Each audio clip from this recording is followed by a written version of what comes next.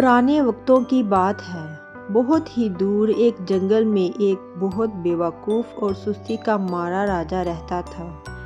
دنیا میں شاید ہی کوئی جانتا تھا کہ اس کی سلطنت کہاں واقع ہے۔ وہ سارا دن اپنے تخت پر لیٹا رہتا اور اس کے ملازم مور کے پروں سے بنے پنکھوں سے اسے ہوا کرتے تھے۔ ایک دن اس نے فیصلہ کیا کہ اسے بھی شادی کر لینی چاہیے۔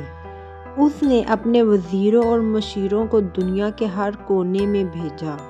اس کے وزیر اور مشیر بھی اسی کی طرح کے عقل مند تھے۔ اس نے وزیروں کو کہہ کر بھیجا تھا کہ اس کی بیوی ایسی ہو جو زمین پر بھی چل سکے اور ہوا میں بھی اڑ سکے، جس کی شکل انسانوں جیسی ہو لیکن وہ انسان نہ لگتی ہو، اس کے 4 بازو اور 4 ٹانگیں ہوں۔ بیچارے وزیر اور مشیر سخت پریشانی کے عالم میں دنیا بھر میں مارے مارے پھرتے رہے۔ دنیا سے اس طرح کی مخلوق انہیں نہیں مل رہی تھی۔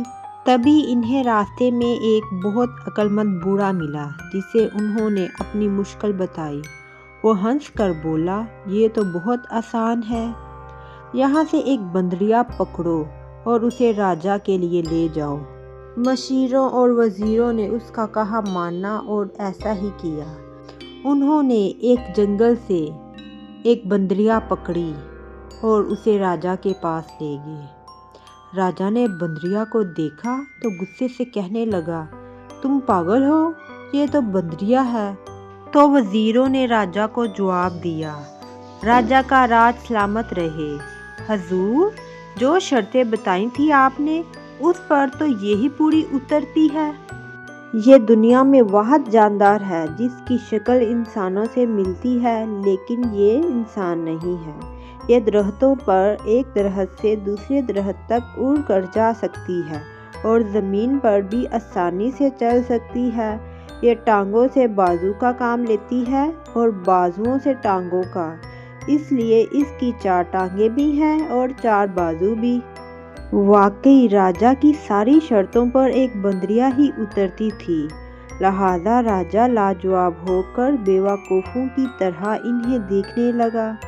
پھر بندریا سے تو اس نے شادی کیا کرنی تھی، وہ ساری عمر کنوارا ہی رہا۔ لیکن لوگ بندریا کو نہیں بھولے اور راجا کی غیر موجودگی میں اسے بندریا کا شوہر ہی کہتے تھے۔